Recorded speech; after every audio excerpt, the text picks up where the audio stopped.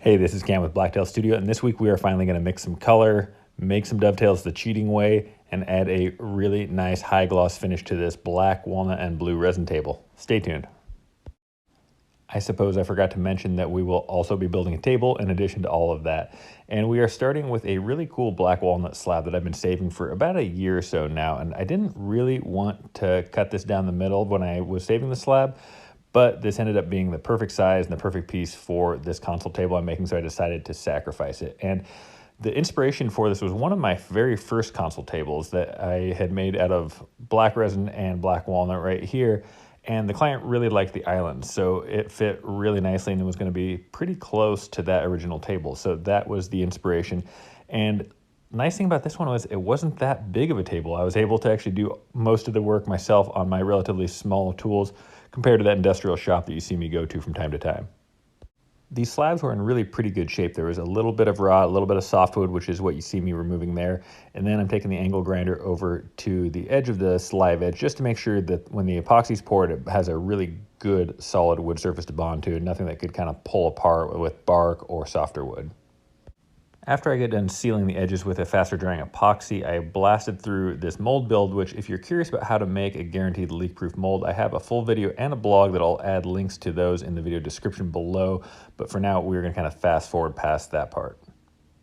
I thought I was pretty clever adding this painter's tape here, which ended up not working at all, and it was a really bad idea. So keep watching if you are thinking about adding some islands to your table, because this method did not work.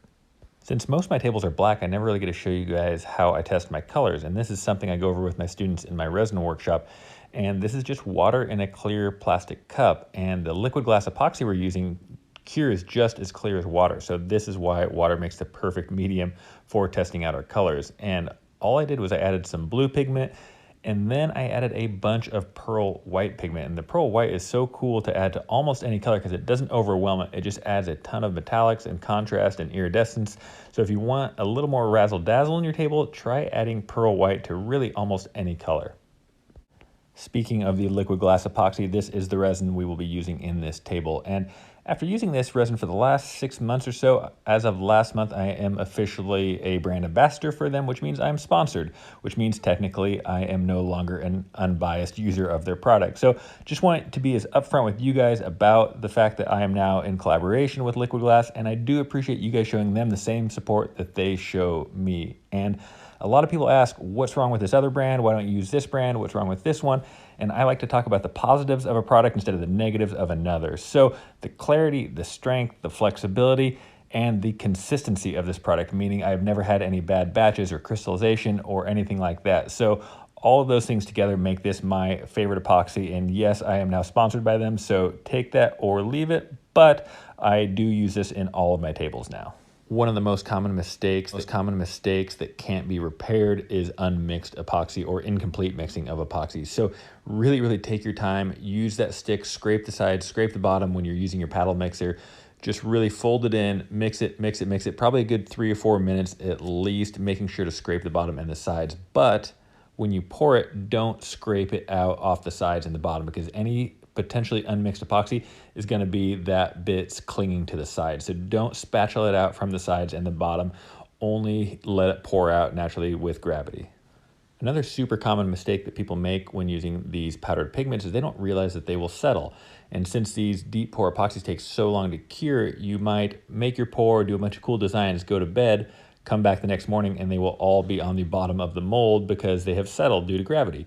So what you need to do is come back about 12 hours and plan your pour accordingly. As I will intentionally do it late at night so I can do it first thing in the morning and then monitor it.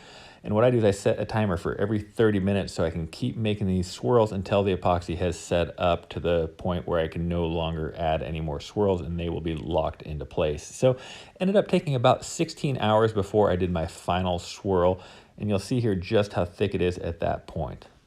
What you need to be very cautious about when doing this, though, is any stirring you do now is going to induce bubbles, and you'll need to pop those with a torch.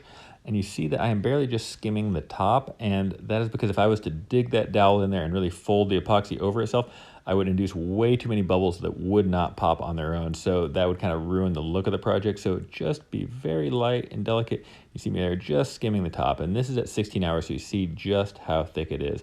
And this is really the point where any stirring that I do is going to induce bubbles that will not pop. So just be very, very cautious of that. This was a pretty small epoxy pour. I think it was only about 4 liters, which is probably the smallest one I've had in a year. So I wasn't really worried about this epoxy overheating. If you have a big pour, you do need to be cautious that you can overheat these tables. So get yourself a temp gun like I have here and monitor the temperature. And this is a great temperature set. If it starts getting above 120 degrees Fahrenheit or so, get a fan on it and make sure that you get it cooled down, because that is where you can get the epoxy to crack and have some problems.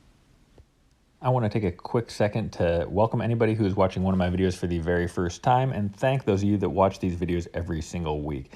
And those of you that watch every week, you already know this, but if you're new to my page, you should know that I am super good at responding to comments. So if I'm not clear on anything, if you want a little more information, if you want to know what a certain tool is, or if you just want to say, hey, leave a question or a comment below. I will read it. I will respond. The only thing that I ask is that if you get something from this video, if you enjoyed watching, if you learned something, just hit that little subscribe button up in the corner, that little bell. And that's what's going to enable me to keep creating more content just like this. I don't believe I actually showed adding mold release to my form earlier in the process, so that's why that table was so slick going through the planer. So make sure you add mold release to your form when making these epoxy tables. I have a pretty nice jointer, but I find myself still using this table saw jointer jig quite a bit actually, because if there's a ton of material that needs to be removed, this is just so much faster than using my jointer. So Google table saw jointer jig and you'll see just how easy it is and how quick you can make one in about a half hour. I'm sorry I didn't have the full video because my iPhone image stabilization freaked out when I turned my table saw on, but it works great for small edges. You can't do a wide board like this, but for just jointing one straight small edge, it works really, really well.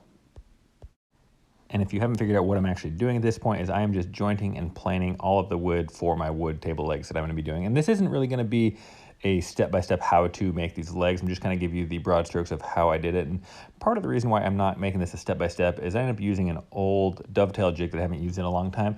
For one, I'm not that good with it, and two, I don't really like it that much, so I don't want to make this a step-by-step of how to use something that I don't really like using, because then you're going to be in the same boat that I am, not really enjoying what you're doing. So I will kind of show you the broad strokes of it, and this is what I am pulling down here. It's an old Porter cable dovetail jig, and you'll see here in just a second how often I actually use this thing. What I really need to do is just dedicate the time and teach myself how to hand cut dovetails properly, because I really feel like any real woodworker needs to be able to hand cut dovetails, and I can't. I have to use a jig like this, and it took me a long time. I bet a real woodworker could have hand cut these in probably the same amount of time that I spent using this stupid jig. But for now, I am not good enough, and this is what I am left with.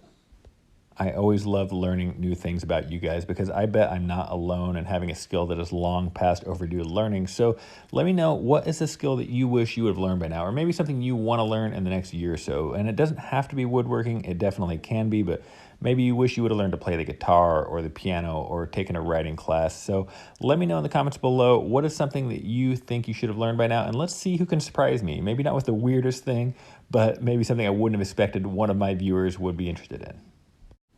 I'm using a Forstner bit here to cut the mounting holes for my bolts that are going to go through this, and all wood moves. This table is so small, it's not going to have a ton of wood movement, so all I did was cut a slightly oversized hole, and that's going to allow enough wood movement for these 1/4 inch bolts and that 3/8 inch hole. The finishing process is always the most fun, and I am using an Osmo 3043 here, and I'm finishing a little bit different than I do my tabletops. I was just wiping it on, wiping it off, and I did about 3 total coats on the legs in the end. After it came off that industrial planer, I had to go back and do a few really small touch-ups, but they look big right now with the fast drying epoxy and the same blue pigment mixed with the pearl white powder. And I'll show you in just a second. We're going to sand those and scrape them off so they look bigger than they are now, but in the end, they're going to be really, really small. If you've watched some of my past builds with the large tables, you know how cumbersome they are, how hard they are to move around, and how dangerous they can be. So I love making console tables like this because they are so easy to move around. So I will show you here in just a second the scraping I was talking about. And what I did was I warmed it up with the sander, creates that friction, creates that heat, and it makes the scraping go much better. If you don't do that, the epoxy can actually kind of pull out of your hole, which then makes you have to refill it. So warm it up with the sander and then scrape it with that scraper. And if you're curious about the tools I'm using, I will add links to all of these in the description below. If you are just hand sanding your edges, it is time to step up to an 1/8 inch round over bit, and it gives just a much more professional, more consistent look. And you'll still need to go back and hand sand them after using the router, but it will just give you just a much more finished look. And you can see I'm using my Velcro sanding glove that I made from a few videos back, and then inspecting with my new toy, that light stick there. These legs are about as easy as it gets when it comes to mounting, but if you have a large table and you aren't sure how to attach your table legs or your table base to account for seasonal wood expansion and contraction, definitely check out the blog or video in the video description below, because the last thing you want is your table cracking or splitting on you just because you attach your legs improperly. So I have a step-by-step guide, definitely worth checking out if you have any questions on that. These inserts that I'm using, they actually come from Canada, so they're a little bit harder to source. So I will provide a good Amazon alternative. Just make sure you get steel ones, not the zinc ones. These are a zinc coated steel, and those are okay, but you do not want to get the brass ones or the regular zinc ones. Make sure you get a good steel one. Some weeks I really struggle trying to find content to put out for a video, but the next several weeks I have everything completely lined up. And one of the videos I'm going to be doing is a step-by-step finishing guide for this table here. And it was pretty involved to get such a high gloss, such a high sheen from a wipe-on finish like this, because it's not like a urethane or a lacquer or an epoxy finish. It's really just a wipe-on, wipe-off. So when you get done, it really looks more like a polished stone than like a polyurethane finish. So I will have a step-by-step guide on this finishing process coming up in a few weeks, in addition to a satin finish that is completely bomb-proof that you could use with kids and a dining table. So lots of cool videos coming up. Stay tuned for all of those. I'm really just going to give kind of the highlight glamour shots of this finishing process for this one, since I will have the full step-by-step process for getting this high gloss finish. And really it's about sealing it up, getting a good build on it, sanding it, coming back, adding another coat, and continuing this process until you get that really, really high gloss finish. And this process is pretty similar to my previous how to get a perfect finish in a dusty shop video, but you just take it a few steps further. The satin finish video I have coming up is going to be a completely different product, a completely different video. So that's the one that I'm really excited about, but this one I think is really cool looking, especially for something like a console table, whereas it might not be super practical for a dining table. I think it's really cool for accent pieces like this. One of the questions I get a lot is, how high do you sand the underside? And you'll see it is much more matte than the top because nobody looks underneath the table.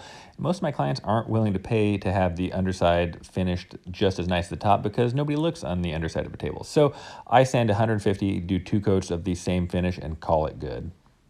Okay, we are finally done, and we had a nice shot outside on this overcast day, and now you can really see what I mean about that polished stone look. Whereas it doesn't look like an automotive clear coat where it's super shiny, but it looks like a polished granite or a marble. And I personally love this look because, for one, you don't see many tables like this. It's just a really unique, really new modern finish, but you get to see all the grain, all the color of the wood, keeps it very natural looking, and the feel of it is just amazing because you don't feel that clear plasticky coat. You still actually feel the wood grain.